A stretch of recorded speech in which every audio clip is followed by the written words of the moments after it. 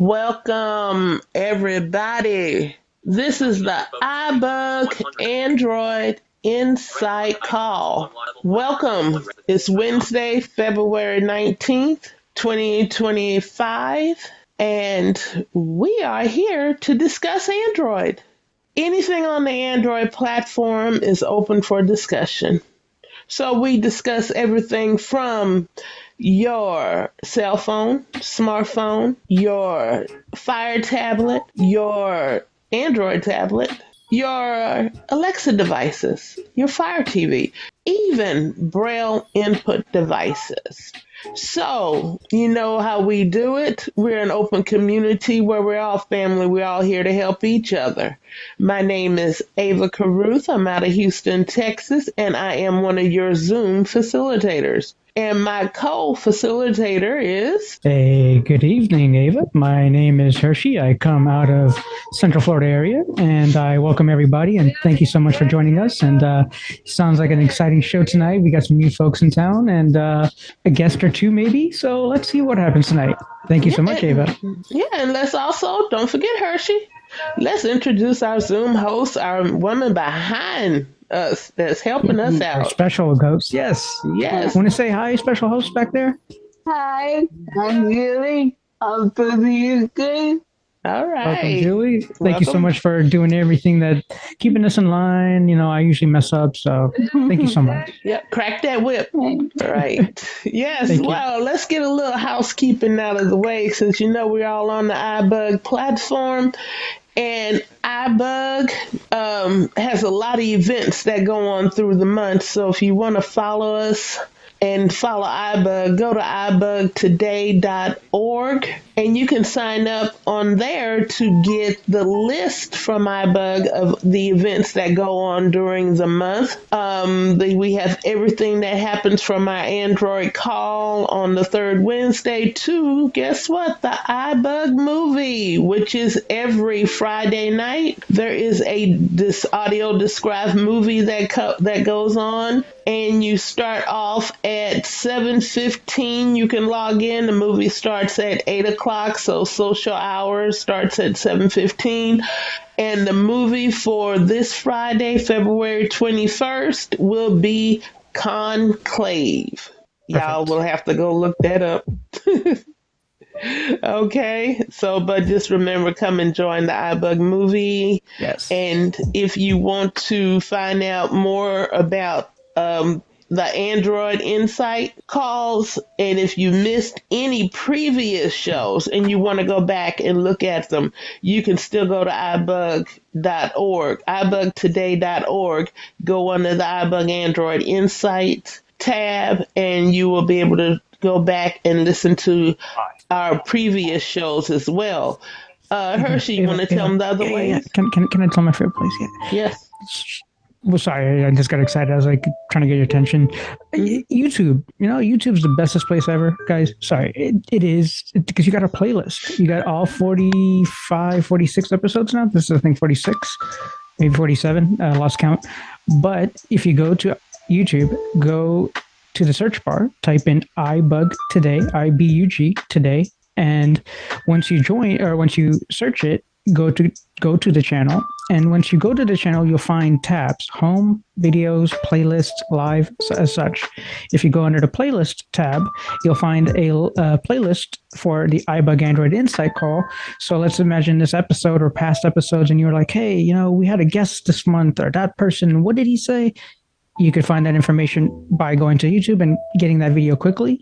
If you have an iPhone or other devices like a Mac computer and you want to know more about our services, you could also go to the same playlist and find those specific videos. So really encourage people to check it out, subscribe. And we also have a mailing list if you want to have a conversation there or just want to ask questions in between the third Wednesday when we meet of every month, which is by emailing us with a blank email at iBug Android Insight +subscribe at groups with s.io. And that will, if you just send a blank email it will add you on our mailing list. And that way we could have a conversation. You could ask your polls, questions, maybe cases, products, etc.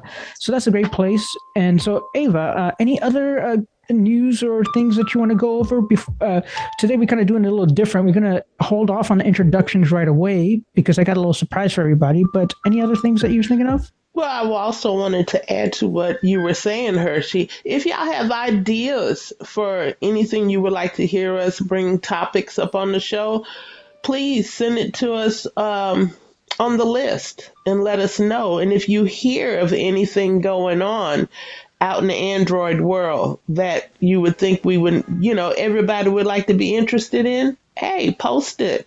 Okay? Perfect. All right, Hershey. So, I want to go into a little small story time, if you wouldn't mind. And it's with our main head honchos, I call them. Michael McCulloch and Sandhya Rao, which is our VP, our founders, basically. And they were on a show over the summer. I was actually hosting the show from India over the summer. I was taking a trip personally. And at that time, I didn't realize Sandhya and Michael were actually on the Blind and Beyond radio show. So if you want to listen to them, blindandbeyondradioshow.org. And on that show, there's different guests and different people that are inventing things and making new devices. And it was just a really interesting thing to kind of stumble upon. Since I lived in the Orlando area, I've seen like the NFB conventions and the different variations of ACB and just all these conversations that's happening. And with that said, there was a gentleman that I got to meet in person, actually, in 2023, actually 2024, excuse me, last year. And it was at the Orlando Assistive Technology Industry Association, ASA, and he showed me a couple devices. His name actually is Dave Schleppenbach. He comes from the Indiana area, and the company's name, I want to say, is Tactile Engineering or Tactile Solutions. They kind of intertwine those couple bits because of progression, but I will introduce you to him. And so, Dave Schleppenbach, are you in the house tonight, sir? I am indeed. Thank you, Hershi. That was a really nice introduction. Absolutely. So welcome, Dave. And we just wanted to take a moment because, as I saw the devices in person, yes, I could say, yeah, they're great, but that doesn't mean anything, right? What does it mean or feel to a person? I haven't learned Braille yet. I still lack some of the skills that eventually from my peers I'll get to learn. However, you created this device over, 30 years that I read up on somewhere? Yeah, this has been a long story, and it's great to be here and to meet everybody. And some of you may have crossed paths with me at some time in the past, and if I have forgotten, I apologize. I seem to run into people a lot that say, "Oh, I met you at a conference 17 years ago," and I just don't remember every single one of those. But I was at Purdue University, which is in Lafayette, Indiana, about 30 years ago, and I was working on teaching science and math to visually impaired students. And I had an idea to come up with a device that would make a tactile surface, which would make it a lot easier to teach. And back in those days, we were using string and glue and Velcro on a board, on a felt board and things like that. And it's pretty difficult to teach physics and organic chemistry and cellular biology and topics like that with string and glue. So we had this idea, and I worked on it during graduate school. I worked on it while I was teaching at the university. Embarrassingly, I even filed some patents, which were issued and have since expired. That's how long ago I've started on this. And it's a challenging problem. We don't do very well in our electronics community on making a device that can move many tiny dots up and down a very small distance. We're pretty good at making big things that can move heavy objects, and we're pretty good nowadays at nanotechnology. But this is sort of in between. We call it micro electromechanical machines, or MEMS, MEMS. So that's what led to this. I've been working on it ever since on the side, and got serious about this in the 2010s, and we started Tactile Engineering, and one thing led to another, and here we are, Hershi. It's been quite a journey. That's fantastic. And so I guess for the folks out there, what am I imagining if I'm totally blind? How would you describe this product? This like how what is it? Is it like one big thing? Is it multiple big things? Yeah, What is great it? question. So, if you want to think about how this looks, and what I'm going to do is I'm going to turn my camera on so those Sure, that go right ahead. are able to see can see. So, first of all, you'll see me. Hi, this is me. And now I'm going to switch that camera, and I've got the device here in front of me. So, what I have in my hand is a device that is approximately the same size, shape, and weight as a phone. Could be an iPhone, the larger iPhone, or a larger Android model. Six It's point a, eight inch, baby. you Six, got it. 7? Yeah, Okay. just about that. And it has a surface that has pins. I have two of them next to each other. On this surface are little pins or dots that move up and down, and that those dots form text or images or graphics or animations and so forth. So that's on the top of the device. This is meant to be carried in your pocket. On the front or the top of the device are also some buttons. We have some Braille entry keys, and we have some navigation keys that look sort of like a TV remote or a gamepad controller, and even some very small buttons that look like Tic Tacs that are row selectors or menu selectors.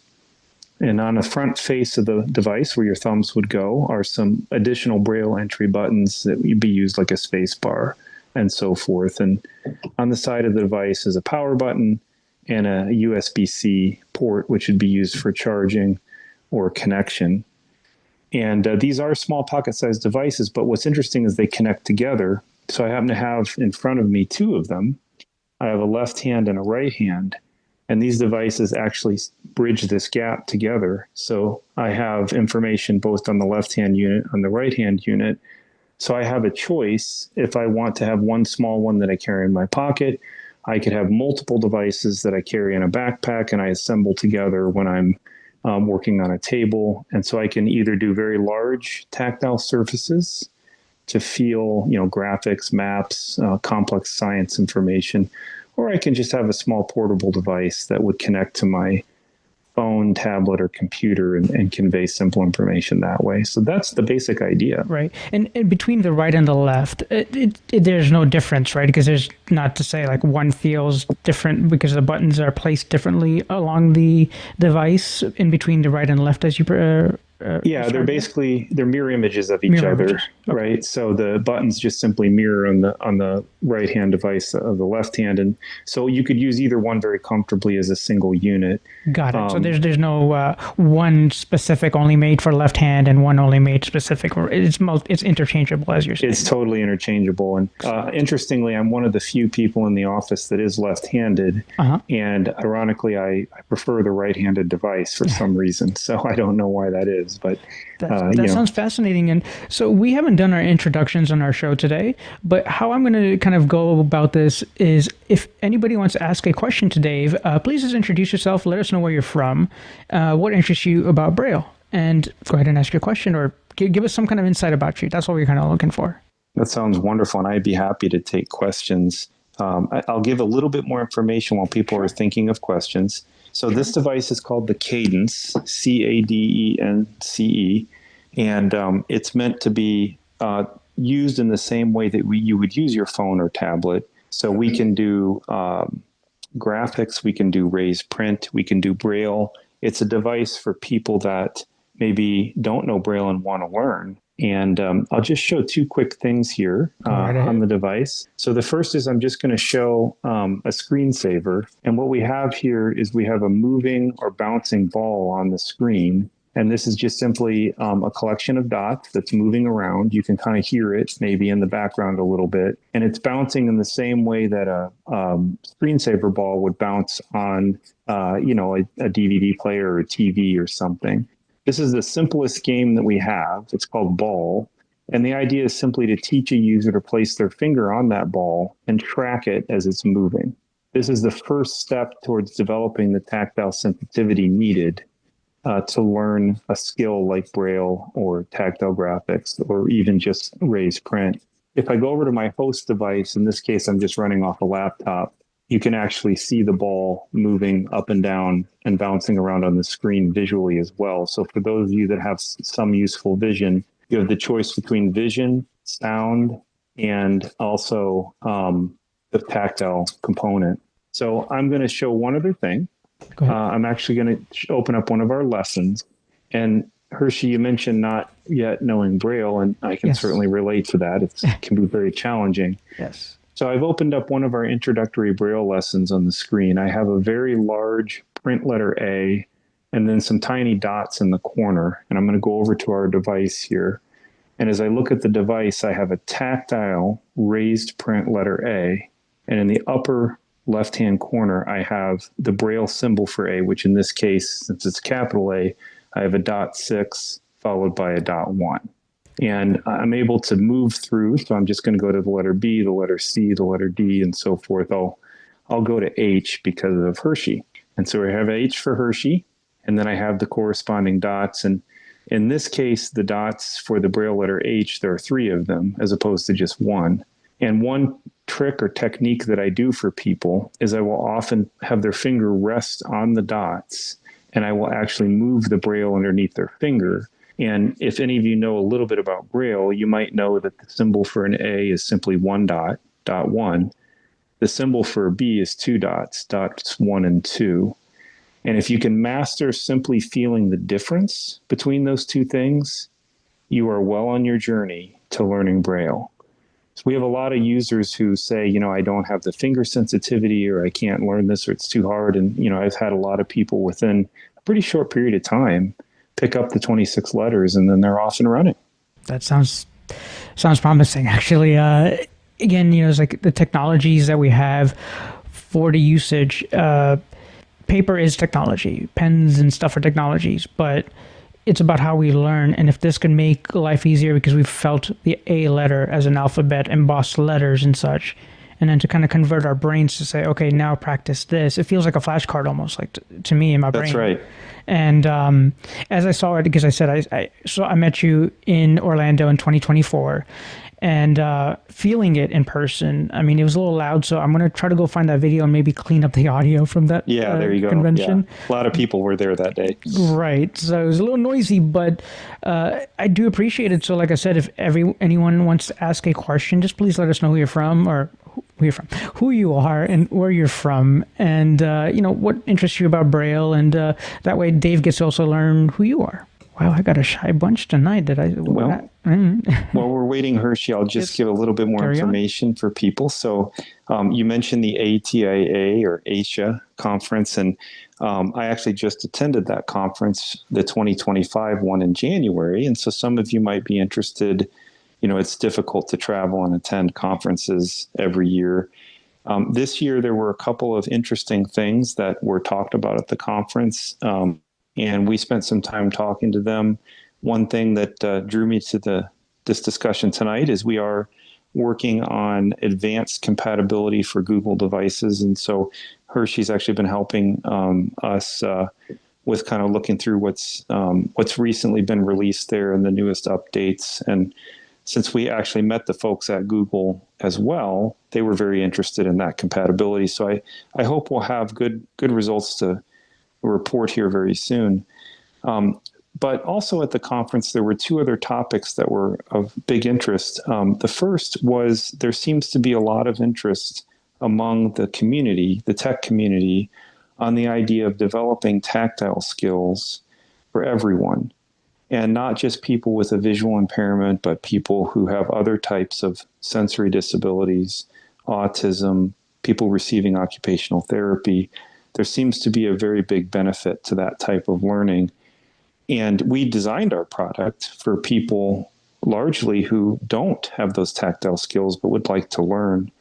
It could be as simple as simply playing a game, or maybe being able to feel some letters and, do something a little bit more participatory, like a word search or a crossword puzzle. Or it could be all the way up to reading very long texts. Maybe you'd like to read a religious book or a novel, and you don't want to read it one line at a time or with voice. So there's a lot of possibility. The second big thing that came out of the conference was we had a lot of talk about the potential of tariffs between the United States and other countries. That's been in the news lately. As it turns out, the larger manufacturers of assistive technology for visually impaired people do their manufacturing outside of the U.S. in Canada and Mexico and in South Korea. And so we, being a company that manufactures in the United States and actually in the state of Indiana with Made in USA products, there was a lot of interest in talking to us that, hey, maybe we would not have to worry about any tariffs, at least in products that, as you all know, in the assistive technology world, things are very expensive already to begin with. So that's some insight I can share. Very important point, Jazz. And that was what kind of drew me to you, is just, again, small town Indiana, and the thing is when I first heard of you, it was on a Blind and Beyond radio show, and the functionality of, well, I just want to introduce myself to people and help them. That was what I got from you when I first met you, as far as radio shows are concerned. And it wasn't about, hey, I'm selling you this. We didn't even know the price. We still don't know the price. Let's put it that way, guys. It's not about the price, but it was like, okay, I'm working on this product to solve this X problem or solve Y problem. And that's the reality of what I receive from, why you're making this. Oh, that's it, exactly. Yeah, and all of our workers are devoted to that cause. Right. We had no idea we would build a high-tech robotic assembly factory in Lafayette. I could only have heard rumors, because one of my good friends, Dave, same name, got to visit, and he actually saw the Eclipse and the Indy 500 on the device. And so I didn't get to hear as much, but he was mind blown, being a blind individual, plays music, all that. And he's like, I got to see this facility, and it's Hershi, it's high-tech Hershi. I'm like, I got to meet this Dave guy in person. So that's what happened with 2024. We ended up really meeting at Asia. But again, I do want to bring in the audience, and me, I'll be quiet. I'll go in my corner. But please introduce yourselves and let us know where you're coming from, because I'm sure Dave wants to meet you too. I have a question for you. Go right ahead, please. And you are? My name is Valerie. I live in Sun Lakes, Arizona. And because of macular degeneration, I am losing my vision. It's not completely gone yet, but I have just begun trying to find out about assistive technology so that I can be maybe a little bit ahead of the curve. So my question about that piece that you were showing us, Dave, is its primary purpose to teach Braille? Well, that's a great question, Valerie. And by the way, I've been through that part of Arizona. It's a beautiful place. One of my favorite places in the country to travel, actually. I love the climate there. So the device has a lot of purposes. You can think of it in the same way you think of a phone. You can do almost anything with it. We do have people who use it for their primary purpose to learn Braille, but we have other people that say, I just feel like I'm never going to learn Braille. I'm going to use it simply to do the tactile things that I can do, which could just be graphics, games, and other things. And some people do very advanced things. We even had, as Hershi mentioned during the eclipse, we had school children who were blind that were controlling our high altitude balloon launch experiments using the cadence in real time. It was amazing. So you can do almost anything, but we do hope that people will use it to learn tactile skills, hopefully Braille skills, but at least some type of tactile skill. I think you said that you're at Purdue University. Is there some place on the Purdue website or that you have that would actually have a video showing someone demonstrate the different uses? We do have a number of videos. We actually have a YouTube channel, and I can send to Hershi some more video links that he can send to you guys. Sure, yeah. And Dave, I would also I'll send you the information a little later. We'll grab your email and everything to get you onto the mailing list. Oh, but perfect. We'll definitely, Miss Valerie, and if we don't get your information before, we would really want to get that to you. So before we end the show, just let us know when we stop recording so we could gather your information so we could get you that before the end of the show, Miss Valerie. Okay, thank you. You're welcome. And for anybody that does want to learn a little bit more, you are welcome to visit our website. It's funny, when I go on the Blind and Beyond show, they always have to remind me to tell people this too, because I forget. But our website is tactile-engineering.com. Tactile-engineering.com. But like I said, we'll send some links so it'll be easier for you. Fantastic, fantastic. So, you know what, guys? Just come on. Where are introductions? You know we do better than this, Android guys. Come on. Are we supposed to raise hands or just talk? No, just go ahead and talk. Go ahead and introduce yourself and where you're from, and feel free. Hi, I'm Jim Turry, and I'm from Bellingham, Washington, up near the Canadian border. And I've been a blind from birth guy. So I'm not the fastest Braille reader in the world, but I do enjoy reading Braille and audio.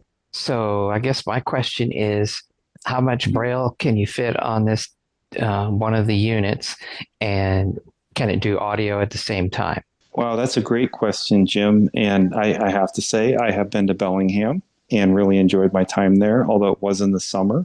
I have not been through a winter there, but I do like the Pacific Northwest. And to answer your question, one cadence has 12 cells of Braille by 4 lines. And so when you put them together, you can expand that because they're modular. And so the top end, you could go to 24 cells of Braille by 8 lines of text, which is pretty big. It's about the size of a laptop. If you're thinking about it in terms of how much space that takes up. It also will do audio at the same time. It is compatible with screen readers, which includes voiceover, talkback, NVDA, et cetera, the common tools. So you have the ability to touch, to listen, and to see all at the same time. Dave, silly question. Does it have a headphone jack?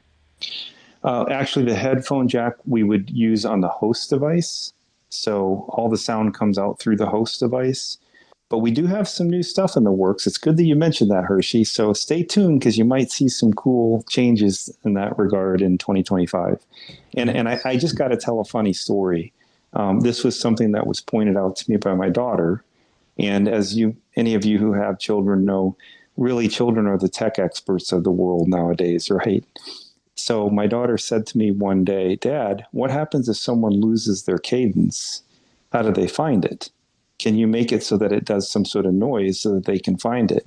And I have to admit, I smacked my forehead in that moment and said, I don't know why we didn't think of that. So we're adding a Find My Cadence feature. And believe it or not, just a few weeks ago, we had our first user contact us. It was a teacher who was blind, and she was in tears because she had lost her cadence. And we said, don't worry, it's okay. Please stop crying. We'll get you a new cadence. But it certainly taught us the lesson that some sort of way to make noise is a good idea. Yeah, and I guess to build on that, is it kind of saying if you have Find My on Apple, you could utilize that platform side of things. If you have Google, you kind of have Find My on the Android side of things. Is that kind of it, or are you still working on it? That's exactly where we're heading. So We've been working with Apple and just starting now to work with Google. And the idea is that those companies have already done all the hard work. We don't want to do any hard work, so we'll just simply utilize their technology. Exactly. And, let's kind of can you give us the news, I guess, since you met the Google guys, right? So what did Google do for us right now? I mean, this is how we run the show, right? So our show runs by the audience. We sit as a community. Hey, I have a question. I don't answer. I'll let them answer, right? And so I'll let you answer this one for me and let more people introduce themselves and ask their questions. But what did Google do new in this Asia 2025? Or what is this brouhaha everybody's keep talking about? Well, it's interesting. So Google was there, Microsoft was there, and Amazon was there. All 3 big tech companies. And I have to say, maybe I'm just too old and I've been doing this too long, but I don't think I heard anything new at the show from any of the 3 big tech companies, and I was a little disappointed. Google did reference the changes that they pushed out from beta to release on the Braille support, which is helpful. Yes. Okay, and so that's what I was kind of focusing on. So yeah. What does that look like to you, or what do you understand? I know I've had it in front of me, and we have other callers on the show, Kevin and others, that really could help you in this space too. But what did you get to learn as yourself, as the vendor? Yep. Well, it was actually a very important discussion for us. So we built our device, the Cadence, using two standards that are important. One is what's called the HID, or Human Interface Device Standard. And the whole concept behind that was that people that would make assistive technology, or any device really, would be able to utilize the HID standard so that any device could work with any host, whether that be a Google host or an Apple host or whatever type of host. And so Google has support for this, but unfortunately, their support was not complete. And just so that you know, we had the exact same situation with Apple and the exact same situation with Microsoft. So it is not unique to Google. In fact, apparently, and I don't know how this could be possible, but we were the first AT vendor, I guess, to build a device utilizing a particular Bluetooth standard, the newest standard, along with the HID interface. So when we went to talk to the tech companies, they thought they had support for this, but it turned out it didn't work. So we put in a bug report with Google 2 years ago, I think. So it was very rewarding for them to have this release that they just launched for the HID support. The challenge is that we utilize the newest Bluetooth standard, which is called BLE, or Bluetooth Low Energy. And that's a really important standard because you might know, those of you that use Bluetooth devices, they're very power hungry sometimes. Well, the BLE standard was specifically developed to make devices use less power so they would last a lot longer on the battery. And so we chose that, figuring, well, this will be smart. We'll use the latest technology. That way we should be good and compatible with all the major tech companies. And it's been a very slow process for the tech companies to combine BLE and the proper HID standard with their Braille engine. So Apple finally got there last year. It appears that Google is either there or on the cusp, and we're in the process right now of testing, because you have to have the latest version of Android and the latest version of the Braille driver in order to make it work. So I hope to have really good news for you in the next few weeks. For sure. Dave, you know what's always interesting about any of this is competition helps us. And what I always tell people when they first meet me, oh, well, you're an Android guy, or I ask them, are you iOS? Okay, fine. But it's not a discussion between you or iOS, I'm Android. It's more of, hey, what accessibility, what access can we ask for? What can we put kind of together that bridges that gap?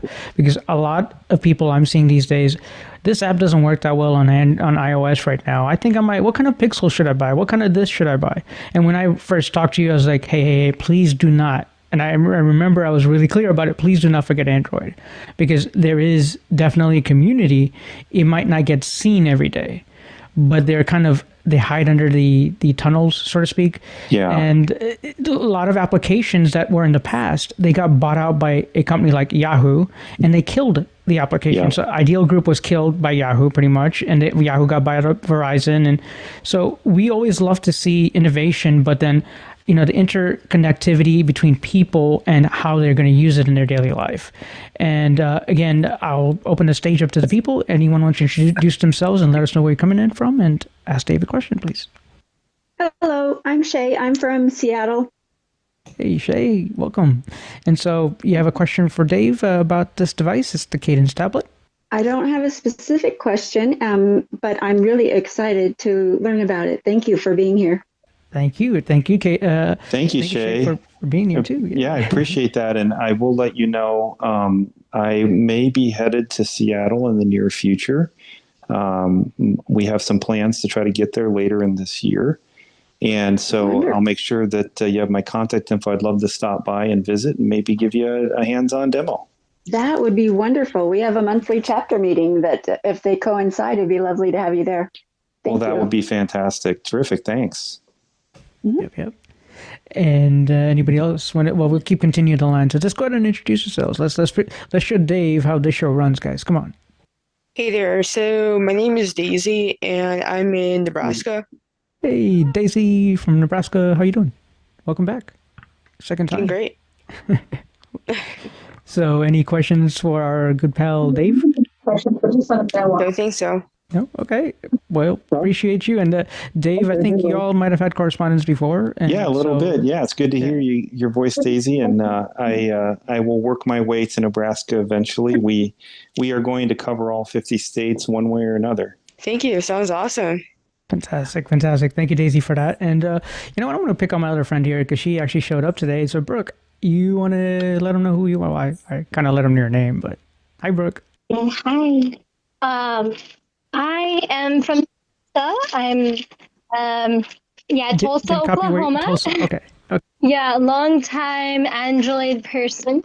Of course, actually, that was my first accessible phone. So I'm really excited about this tablet, and I'm wondering actually, and it could be that I missed it. I'm doing some things around the kitchen, but what's the pricing on such a device? And also, you mentioned host device earlier, so I'm wondering if you can explain how it works or how it needs to be connected. Again, I could have missed that. No, those are great questions, Brooke. And one of my partners, founders in the business, actually grew up in Tulsa. Although originally he was born and raised in Hong Kong. So it's a long journey to go from Hong Kong to Tulsa. But nonetheless, there we are. So those are really good questions. So first of all, how it works. It's meant to have a host device to do most of the operation. So you can think of it sort of like an extra monitor or an extra keyboard that you might plug in, to a phone or a tablet or computer. So it connects by Bluetooth to a device, and it is compatible with just about everything, at least as far as we can tell. And you can also choose to connect it by a USB-C cable if you would like to. You have both options. If you're connecting more than one cadence, let's say you want to have a bigger picture to work with, so to speak, maybe a left and a right, or maybe you're connecting 4 of them, you actually only have to connect one to the host, and then the rest will daisy chain with each other. So it's pretty straightforward. The only thing you have to worry about is physically placing the units in the correct orientation. So you do have to know your left hand from your right hand. That is a qualification that's needed. In terms of the price, as Hershi mentioned, we actually have yet to have to charge an individual person with a disability to get one of these. We've been very successful in getting these placed to people through state and local government agencies, nonprofits and NGOs, and other agencies. So depending on the state, we've been working with the agency where they subsidize the cost to get it to the user so that user can use it for job training, use it for school, or in the case of someone who might be at home, they can simply use it for their daily life. And we're very committed to that goal. However, having said that, we have had a huge demand from the community to start selling these. So I can tell you the approximate price, and that is when we looked at this, we did a study of the industry to try to determine what the pricing was for Braille devices. And some of you may own some of those devices. They range anywhere nowadays from about $3,500 all the way up to about $6,000, depending on the functionality and the capability. So our commercial price, if we are to sell them, would be right around $5,000 as a starting point. But like I said, we'd rather just be able to give it to you for free. So we'll be happy to work on talking to anybody individually and seeing if we can bring it to your state. And to add to that, how many states at this point are kind of have you worked with or kind of know about it? We're in 8 states and 3 countries. We launched the product about a year and a half ago. We have over 1,000 users active in the field, and no signs of slowing down. And we've been back ordered since the day we launched, and we still are back ordered today. But we're working very hard. 3 countries, by the way. 3 countries.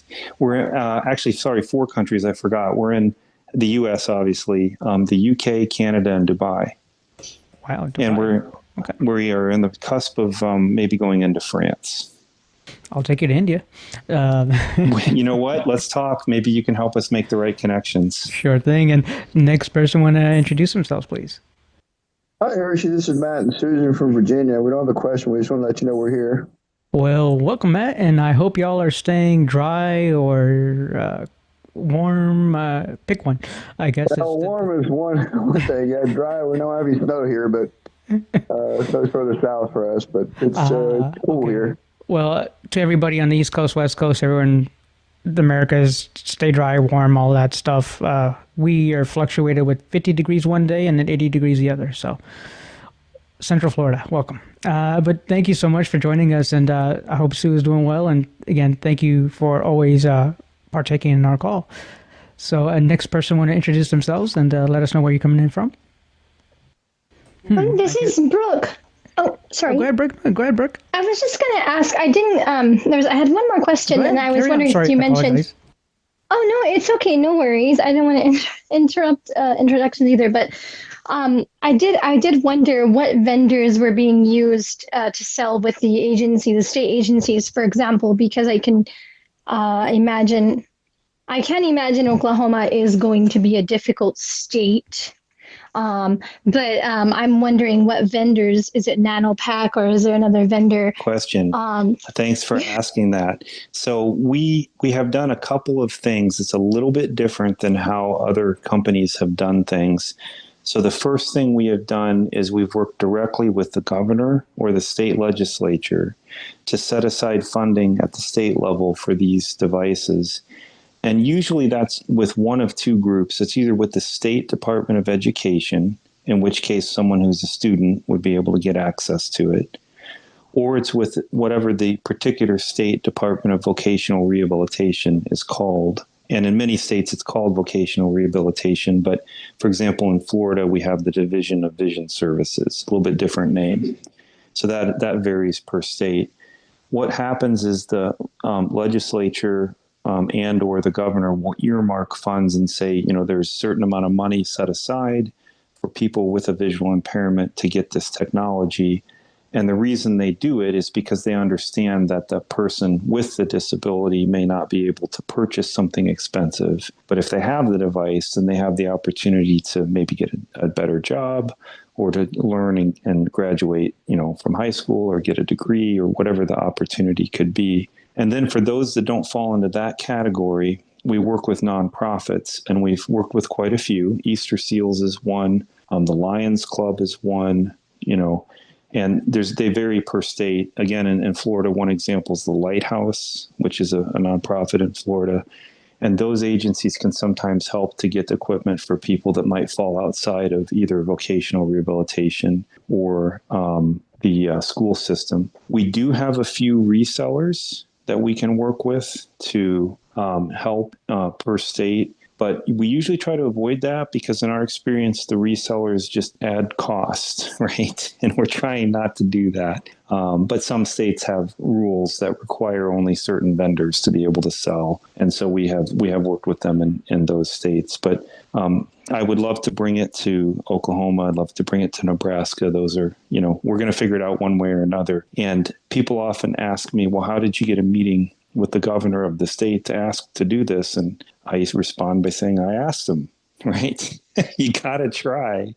And the worst that could happen is they say no. But, surprisingly, I have yet to talk to a politician that thinks this is a bad idea. Usually the discussion is, well, let's see how we could possibly do this in our state. Again, every state being different. So hopefully that helps answer your question. Thank you to both of you. And yeah, that's a fascinating question. And Brooke, do you have more questions? I mean, please feel free. Sorry, I kind of stepped over you there and wanted to get introductions and others here. So if you have more questions, please feel free. No, let's let the introductions go. I do actually have, that actually wasn't what I was quite asking, because I understand the Department of Rehab and all, the different agencies. I actually worked for them. But I was more asking if you knew what vendor was contracting with certain regions, because Oklahoma uses NanoPack a lot.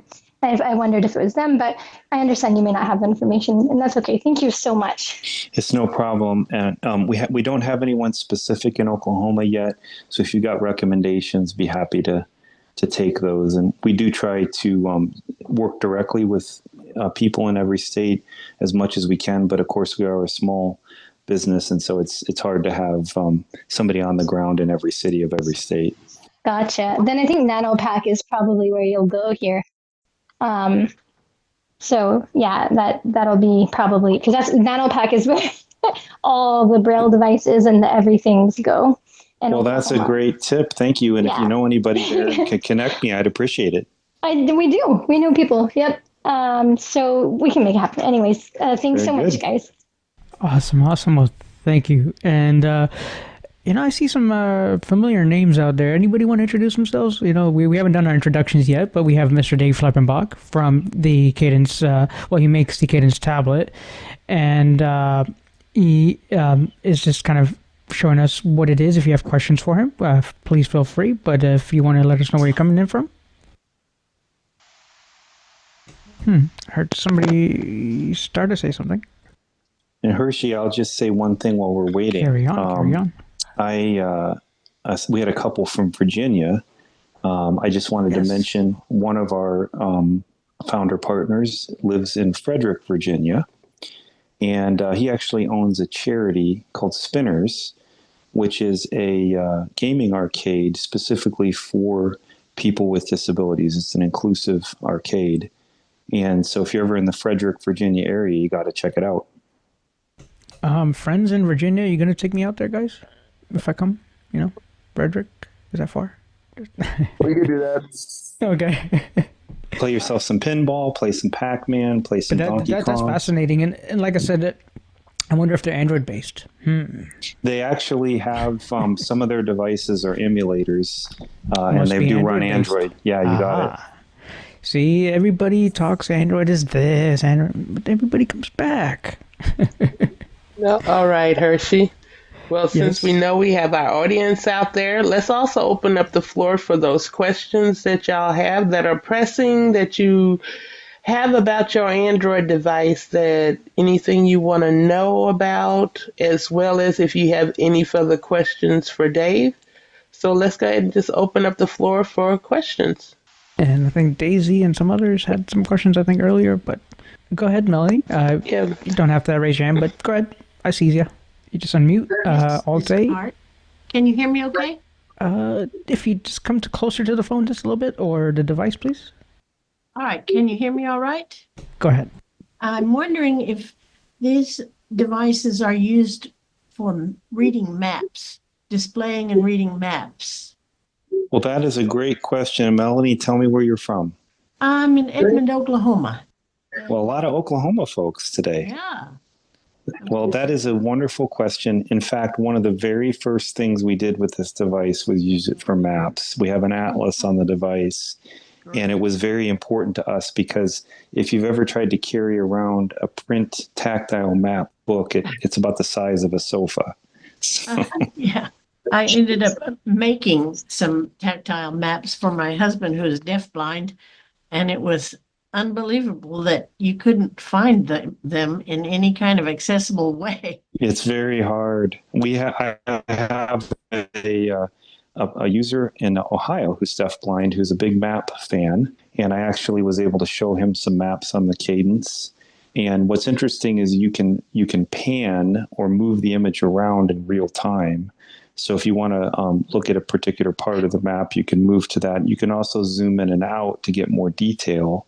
So if you want to see, what the coastline looks like in more detail, you can zoom into that and then zoom back out to get a feel for the area as a whole and that sort of thing. I know Oklahoma doesn't have a ton of coastline, but, you get the idea. Yeah, we have lake. But I am thrilled that maps will be available on this, and I'm going to send you the information also on NanoPack. I've worked with them before, and they do a fantastic job, so I hope we can get you connected with them for Oklahoma. Well, I would appreciate that. And one other thing I'll just mention briefly, I forgot to mention this, Hershi. When we talked to the Google team, one of the big topics that we had for them was Google Maps. So we actually do work with Google Maps now, but in a way that is more limited. The Cadence has a system. Some of you on the call might be familiar. This is a very old device called the Opticon. It's from the 1970s, 1980s. 80s? Yeah. And it was a device that had a camera that would take anything that the camera saw and turn it into a tactile stimulation to your fingertip that you could feel. We have something kind of similar to that. We call it the screen mirror mode, and it will take whatever is visually on your device and will create a tactile image of that. The Cadence uses AI to process that image and turn it into a dot pattern that you can feel. So we can currently utilize that with Google Maps, and you can feel the streets and routes and so forth as lines. But the challenge is that the text can only be displayed as raised print, and that may not be suitable for many people who would like to feel that as Braille or maybe even another language or something along those lines. So we are hoping to work more closely with Google to get access to their Google Maps API, which is pretty expensive otherwise, and see if we can get it to work. So to nerd out on that question a little, so you're telling me my phone is what's running this, or the device is what's running itself? So like Play Store is what I'm thinking of, right? And we just talked about the Maps app, because I'm thinking apps, I'm thinking downloads, and so who's downloading whom? And is this device like, hey, it has 32 gigs, I get to download apps, and it's a standalone, or is it tethered to the phone? Yeah, great question. So first of all, there are two ways to use it. The first way is with a conventional assistive technology, which would be a screen reader, like TalkBack and so forth. So if you have it in that mode, it works simply as what you would think of as a terminal. For some of the screen readers, we have some intelligence built in. So for example, if you're using NVDA, we can toggle the view between Braille of whatever has focus or large print, or we can do a tactile representation of that particular element that has focus. We would like to have that in all the screen readers, so it's just a matter of the slow process of getting each of those screen readers to support that. Dave, you just keep bringing questions in my head. I'm using, let's say, NVIDIA or JAWS. I'm on my computer. Now I'm on phone. Now I'm on my tactile device. Called a Cadence tablet. Is it all intertwining together? Can I work it all together, or is it? You can. Okay. So there's that. There's a second mode of running, which is to use Cadence OS, which is an app that would be loaded on any of the platforms that you just mentioned, Windows or Android or Mac or whatever. And that has special features that go beyond a screen reader. You can switch between the screen reader mode and the Cadence OS mode with a button press. And if you're running Cadence OS and you switch to the general desktop or to another app, the screen reader will automatically pick up. Now, inside of Cadence OS, we have special apps that don't exist on any other platform because they're new or take advantage of the Cadence abilities. That would include all the games. It would include the video player. We demonstrated the fireworks, for example, by simply hooking the Cadence up to a video feed of the fireworks so people could feel them. It includes some of our productivity tools like the spreadsheet reader, the science and math tools, and tactile graphics tools, and so forth. So there's a lot of flexibility. It's funny because we're always trying to think of new things. Our apps are all progressive web apps. We have an open API that we hope many people will develop apps for and download them yourself on the Play Store, for example. But most people get a little overwhelmed when they hold the Cadence. They say, there's too much. I can do anything. What do I do first? And so we usually say, let's take a look at a bouncing ball and we'll go from there, right? I mean, I honestly feel mind blown right now. I'm like, Ava, you might have to take over the show now. There's just so many cool things, because let's imagine the phone game. Let me explain Android to you per se, because iPhones are great. Don't get me wrong. They're a tool for access, but we're looking at cost. We're looking at all these crossroads, right? So let's imagine our friends out here want to buy a Pixel phone, because we're trying to figure out who does what, when, where are you going to make your decisions? Because do you make your device compatible with Samsung, Sony, Google, Pixel? Who do you make it compatible with? So what I could at least teach you from my end, at least, others are more smarter than me, so ask them. But what I could at least teach you this much is Pixel are screen reader phones. Samsungs are high contrast, low vision phones. So the menus differ a little. However, the rollout of Android TalkBack is on a different cycle. So that's what differs Android. People get confused by that because VoiceOver is packaged into one thing. 18.3 is out now. VoiceOver new features come in with 18.3. With TalkBack, we're, I don't even remember the number, 15 something point what have you. I haven't looked lately in the past 5 days, so sorry. But it's a different setting. So when you were in Asia and they were talking to you, HID HID is available now, and with HID being available, it brings that functionality of a lot of the humanware and other devices being available to us. So, you've taken initiative, like I said, to talk to Google and others, because what's really difficult is we pick up a device and then they forget, well, no one uses Android, no one does this. Have you done the research? Have you done this? And that's why I appreciate what you've done so far. But again, I'll keep introductions and be quiet now. No, I'm right with you, Hershi. Thank you so much. And, it's scary as a tech vendor when you start to look at the Android ecosystem, because there are so many phones, so many different versions, so many different things. So the more that your group can give me feedback as to, we really want this, start with Pixel, let's say, start with these specific models, start with this version of Android, start with this version of TalkBack. You have a chance to actually steer this. We are very open to that feedback, and we're not a giant company that moves at a very slow pace. We can do things very quickly. We just need to know what to do. Thank you. So like the Pixel 8a, the A model, so 9A is coming out in May at Google I/O. WWDC is Apple's event. Google I/O is Google's event. Similar developer conference. So the phone 8A is available for $399 currently. Basically a couple hundred. When I looked at the website, the email I got earlier today, I would say 100 off, 200 off, or 300 off. So 300 is your Pixel Fold. So think about it, about $1,500, give or take. The Pixel 9, the 9 Pro, and the 9 Pro XL. Think about it as $1,000 or $800. So Pixel 9 regular, $800, XL, $1,000. And then the Pixel 9 regular, no Pro stuff attached to that name moniker, is at $650. So wherever anybody fits in, fine. But the important piece here is, for 7 years, you'll be set up with your phone. And right now, the current stable version of OS is 15. We're on 16.2 or 16.3 beta of 16. And Samsung, the only drawback, if you're a screen reader user, you might have new features. I was showing somebody the other day about pictures and image description. Samsung does not always have it right away, so I try to image describe something from my email. It did not work on my S22 Ultra. Running TalkBack, latest version, blah, blah, blah. I go on my Pixel. I tap with 3 fingers on the screen. I find describe image is the first item on the screen. I double tap with 1 finger. It's giving me, it's a picture of a person with a mohawk with a leather jacket in black and white. Whoa, I never knew that's what I was looking at. So details in some of these devices differ, but who's making the device? Google. Google make the Pixel device. Sony is decent. I think they make some incredible devices as far as the camera stuff is considered. They could make your phone a webcam if you want, because they have the app that they made for it, but not enough people use it. So Samsung, Google, and Pixel, or Google Pixel, Samsung, and Sony are my 3 picks. Motorola, some of the A series in the Samsung, some of these others, they are great phones, but they have cutoff points.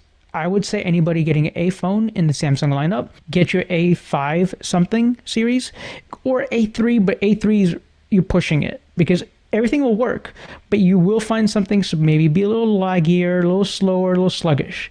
So you have a decision to pick your device, but I'm going to be quiet now. Please introduce yourself, and if anybody else has more questions, we would love to answer them. Hershi, this is Valerie again. I have a question about something completely different. That's fine. I use my Google Maps program on my Samsung a lot. I am obviously not driving, but we use the voice on the Google Maps, so my husband knows where to go. But sometimes when we're looking for something on maps, I would like to be able to read the name of the cross streets. And I can enlarge everything in maps on my screen except the names of the streets, and they continue to be really tiny. Is there any way to get the street names to enlarge? Excellent question. And Mr. Foster, I don't know, I saw him back in here again. Anybody have any insight for Ms. Valerie? What type of phone are you using? I have a Samsung A51. Yeah.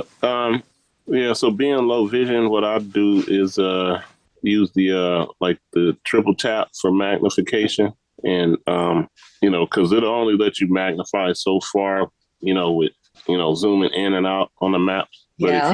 if you do the triple tap to magnify the whole screen, then that way you can make it even larger. Okay, I don't even know that. Do you mean just with one finger you tap 3 times? Yeah, you can set it up in the accessibility on your Galaxy phone for magnification. Normally it's you just tap with one finger 3 times, and it'll start the magnification, and then you can triple tap 3 times to turn it off. Okay, but do I have to go into accessibility features to set that up? Yes, and then but then also so you still have a little bit of vision, right? Yes, I do. Okay, because they're also with Android 15, I think it was. There's a you can have like a floating accessibility tool, and you can add like the magnification. And on some phones, not all, you would have to check to see. You can add that magnification to that floating toolbar, and then on the toolbar you can just tap it once for the magnification icon, and it'll start the magnification process. Okay, so I need to spend some time exploring the accessibility in my phone. Yes. Yeah. Okay, thank you. Yeah. So, Valerie, just to kind of come back on that, if you were to swipe down on your notifications, go to settings, and I recommend this, just go all the way to the bottom of the page or bottom of that list. And then if you swipe up just once more, so if you swipe up tell you what, I'm going to show you all, but you're going to hear a screen reader. So please pardon me with the screen reader, but for people that do utilize a screen reader, this will be more helpful. So I got my Samsung phone. It's a Samsung S22 Ultra. Let me get the volume up just a smidgen here for you. All right. Okay, so we're going to swipe down with 2 fingers. Notification shade. T-Mobile. Out okay, of feature. and then we'll go to settings, which is on the top right. Hold to long press. So I'm kind of using the screen of just giving visualization, and I'm also trying to explain to our blind folks kind of where things are. So I'm going to double tap on that. Settings button. Search. Okay, I'm in the settings. Showing items. Where you heard search because my finger just touched the screen. I could go to that search and do that, but I'm going to take 2 fingers, and I'll show the screen as well, but I'll swipe UI home, Prime Video, upwards. home screen page 1 of 3. Prime Video. From YouTube. Notification shade. Dolby Atmos. On button. That didn't work. Double tap to activate. Double tap. Button. Power off. Button. Edit. Image. Alarm. Phone signal full. Sorry. Notification shade. Phone signal full. Quick settings. Notification shade. Okay. Button. Settings. Settings. Double tap. Button. Search. And then Harshid Trivedi. Sam's Auto Connect to your hotspot. Add medical mask tab. Axe software update. Download and install. Okay, so that's the last thing that I hear. Software update. Activate. Right? It's not what I really want to go into right now. So I'm going to swipe with 1 finger using the screen reader talkback to the left. Accessibility, vision, hearing, dexterity, 25 of 29. You hear accessibility, vision, hearing, dexterity. Double tap. Accessibility button. Navigate. So now I'm in the accessibility menu. I'm going to swipe to the right. Accessibility button. Search settings. Button. More options. Vision enhancements. 2 of 9. Recommended for you. For accessibility. Button. More options. Out of list. Button. Search settings. Accessibility. Okay, so there's search, more, all this stuff. Button. Recommended vision enhancements. 2 of 9. Vision enhancements. Double tap. Activate. Vision enhancements. Okay. Swipe right. Display mode. Heading. Button. Default. Not selected. Column 1. You could pick contrast. You could pick high or large text if you want. It's a pre-setup there in the Samsungs do that. That's why I said low vision is better. Button. High contrast. Swipe button. right. Enlarged. Colors and clarity. High contrast. High contrast fonts. Switch. High contrast fonts. High contrast keyboard. Switch. High contrast keyboard. So highlight when button. 7 of 26. 26. I know that works on my text things, my emails, my text, but will it also apply to the map program? So what happens is once you're picking that item, right? He mentioned magnification. So what you're looking for there is magnification. Yes. Switch it in the on mode, toggle it on. Okay. There are different shortcuts there. So he mentioned triple tapping with 1 finger. That is one of the shortcuts choices. You don't have to use that. You might use swiping up with 3 fingers from the bottom. I don't like that because it feels weird. it feels funny to me in my hands. So one finger is kind of where I go with it. And triple tap with one finger, bam, bam, bam. Okay, it's magnification. What my phone typically tells me, I mean, I took off the, but let's just partial magnification on 135%. So 135 it just said. Lock screen. Partial magnification 233%. 233. I think it goes up to 800. Okay. So either way, you'll have the ability to go towards the map, triple tap in that map. Just be careful, because if you don't like that triple tap, you have to like it, right? If it works for you, then that's fine. If another gesture works out better, like you could hold your volume up and down keys and that's what turns on magnification, be my guest. Use that device. You know, there's a bunch of lists in that shortcut. You have to pick what works for you. Okay. Yeah, this is false. And Valerie, this is Dave. I can give you a little bit of a tip here, because I've had the same exact problem that you've had.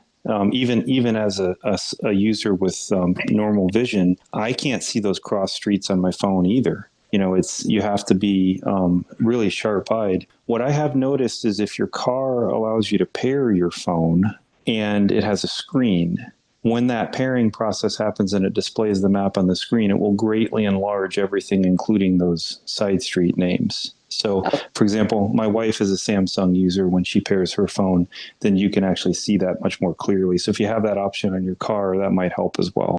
Okay, thank you. We don't have a car that's new enough to have that, but my kids do. So there you go. Yeah. Thank you. Mr. Foster? Yeah. And so, well, two things. One, for me, I like the triple tap because it's kind of dummy proof for me, where I don't make a mistake. Like if I triple tap, then I know I'm about to open up magnification. The thing with holding both the volume keys to, setting it as that shortcut, I don't know, for whatever reason, I always mess up with that. So I don't like that. Okay. Plus, since everything is based around the screen, I try to use the buttons on my phone. I try to not to use them as much as possible. So kind of issue like that. The other option, especially if you do have low vision, is to invest in a like maybe a 10-inch tablet. Samsung has plenty, especially by you being a Samsung user already.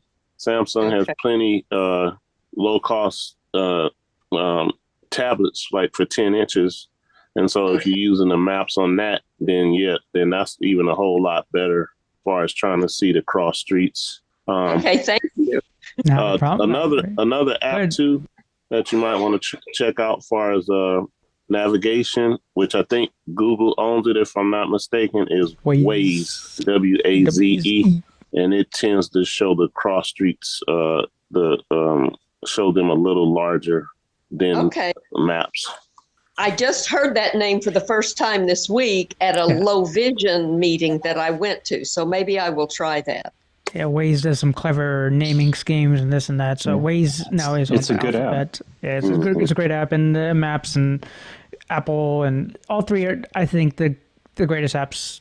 But just pick your poison. Now, I got to say though, Valerie, there's one option that hasn't been discussed that's probably the best one for you, and that's you get your children to buy you a new car that has that screen. Forget the phone, forget devices, technology. I have no children with that kind of money, so. Or you just make them drive you around. Well, that's an even better option. That's even better. Well, I don't know. I don't think I want my daughter. Hey, Dave, let me introduce you to this fella here talking right now. His name is Mr. Quentin. Oh, this is Quentin. He's from Texas. Since nobody wanted, y'all just make him look silly. Sorry, I'll do the introductions. Hi, I'm Quentin. I'm here in Texas. I live in Richmond, just outside of Houston. Very low vision. I have a ton of tech. I'm just saying, we see what we're doing is we're building his itinerary. He needs to come to there we go. I'd love to visit you. Nebraska, I actually will be headed down very likely later this year to Austin, and I could maybe make a diversion there to Houston. But I have a very important question for you, Quentin, and that is, how do you not melt in the summer? Any strategy? As the others come will to tell Florida you first.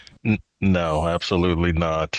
As you we take the cold that's going on right now and we bottle it. Yeah. And so when the summer comes, then we load it into the air conditioner, which we run 24/7, and then you survive. Oh, and shorts and a t-shirt. Yes. If you know, most of us Texans, everything is shorts and the t-shirt. You know. I was in Houston last summer, I think it was, for the NFB National Convention, or maybe it was 2 summers ago. And oh, okay. It was approximately the same temperature as the surface of the sun, according to my calculations. So it was actually fairly nice during the convention in comparison to other summers. It wasn't as humid because I was there. And now that I think about it, y'all had a booth, didn't you? I think we did. Yeah, actually. Yeah, so maybe you would have wandered by and seen something. I wandered by. Now that I think about it, and my just for our braille guest skills and yourself are as a not guest. that great. I'm still learning. I'm new to braille. Mm-hmm. I'm new to the learning of it. So I was kind of intimidated with a lot of the devices because I'm not ready for that. But I think I am now. It's been a couple of years, but I just. Well, and that's the thing, Dave. I want to kind of highlight here. I mean, it's a community of friends, I would say, because I mean, like Quentin's uplifted me in my dire days, right? And all these other folks that have. One person we haven't heard from, and maybe I'll poke that cage over there. Kevin, you over there, Kevin? Could you let us know about what HID is about, and can you let us know about the googly stuff, please, sir? But these are our friends. I mean, a couple of people have come on. I came in through the pandemic, right? And that's why I just answered a bunch of Android questions, and 5 years later, I'm still here, supposedly. So I just appreciate you, and like I said, I appreciate the guests. I appreciate all the people that did come from the past. And again, stage is open to you, and Quentin, continue on, please. But I just wanted to kind of give you the glimmer of who we are, as we are virtual, right? Because of the pandemic, and at the same time, you showed off a device virtually tonight.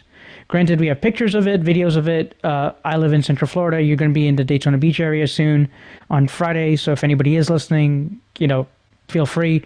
And again, it's we have new devices. Does it work for everybody? Maybe it doesn't. But at least we could ask you the questions. At least we could be honest with each other. So I really appreciate you for the time you've taken this far. Keep on going. More questions, please. Well, I know a few people who will probably benefit from this, so I'm definitely going to let them know. Yes. Later or tomorrow. Appreciate you. And is that Foster? Did I hear on this? Sorry, I wasn't talking over you. Kevin, but sorry about that. No, you're fine. Keep talking. But is that Foster that I heard? Oh yeah. So, go ahead, Foster. Another thing, Dave, that Hershi was talking about, like as far as the system updates for Android and stuff. So Hershi, guess what? The OnePlus 13 has like 7 years of updates. What? Does it really? Yeah. So I think the 12 had 6 years. So yeah, OnePlus is stepping up in that aspect. So they don't have the greatest cameras. They don't have the greatest cameras, but as far as the wait. You said Hasselblad were the best cameras on the planet. What? When? I play the tape. You said Hasselblad. The OnePlus has Hasselblad. I'm blind, my friend, but it has Hasselblad. Yeah, but it's not that great. But OnePlus has some of the best processing software. Fluidity as far as scrolling, because I think they do 144 now on the 13. It's either 144 or 160, so it scrolls really, really fast. Okay. But it's if you ever get your hands on one and to work, try to use it with the device. And Foster, it's really fluid. Nothing was funny like that, but you're right. OnePlus is a device that blind people do buy. Sony is a device people do buy. Motorola is a device people do buy. The Walmart brand. Motorola's still one going. no. What is it? Yeah, the Razor, the Razor Plus, the Razor Plus. Really? It's a beast, man. $300, $200, you got a phone that you're an Android, you're in it, but the 1 year backing of OS is what is a drawback. So for any vendors, not picking on Dave here, but for any vendors, that's the biggest problem that we have is that they're not supporting who they need to support. And for the main manufacturers, the main players, especially in America, because Huawei's not here, right? Oppo, Vivo, they're not here. Sony is here. And if we could give shout out to Sony, Sony has screen readers built into their cameras now.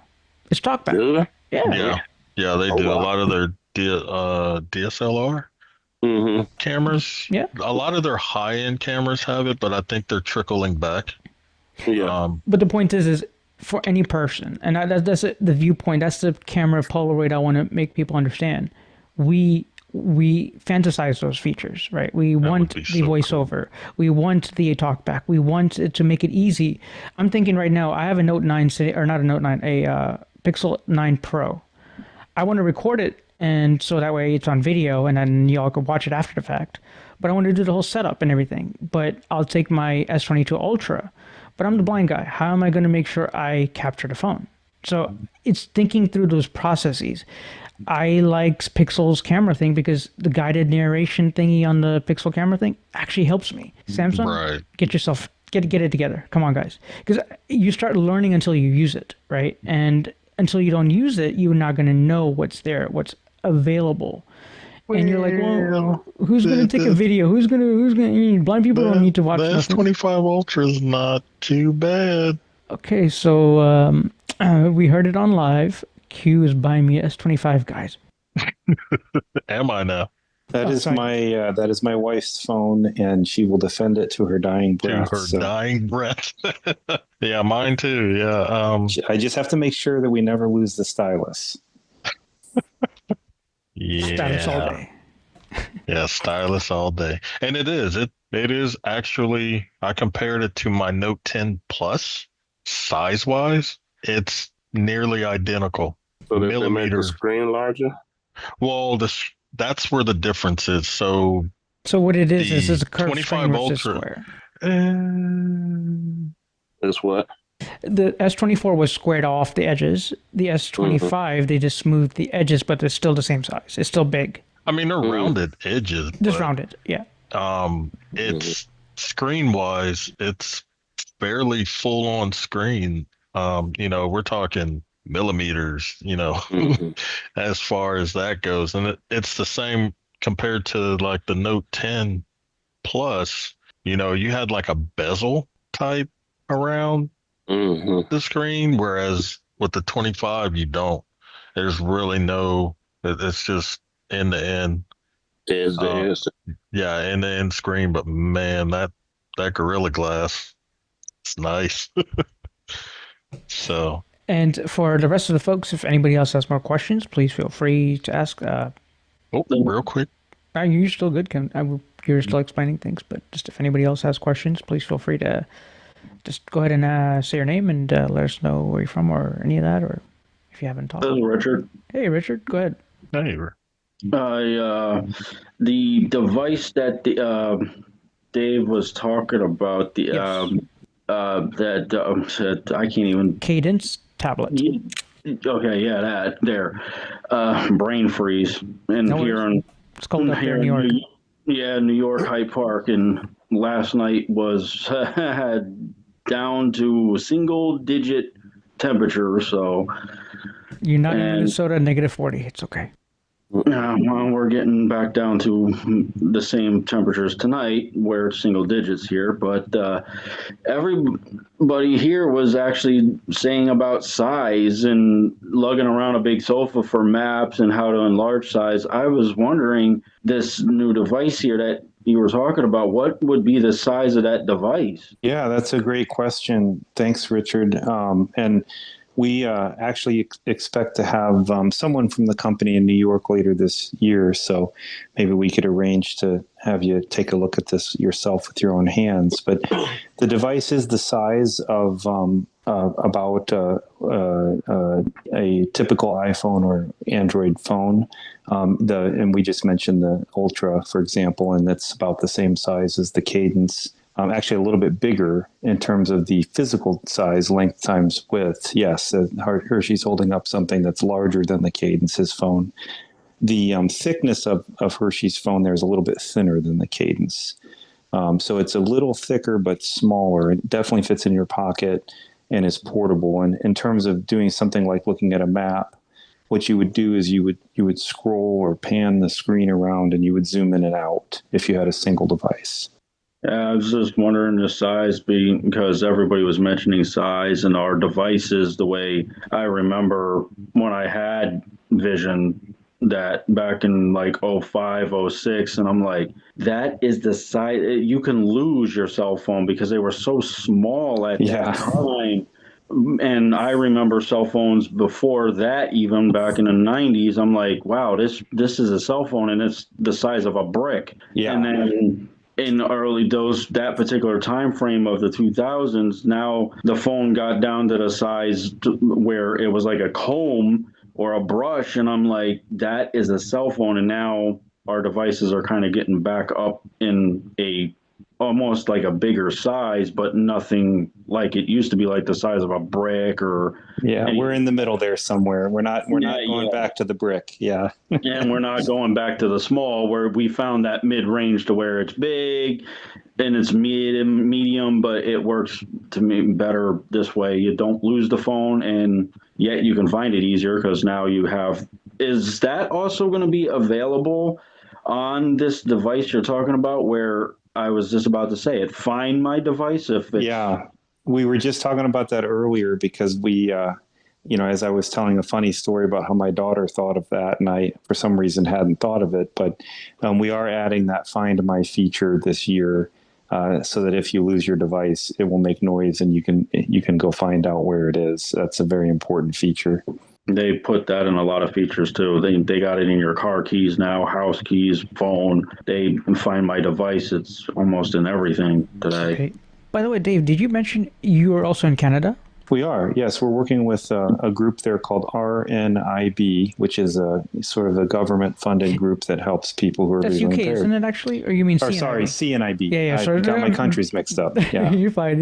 Because I was like, that's Royal National Institute of the Blind for UK, and then the CNIB, Canadian National Institute for the Blind, I think?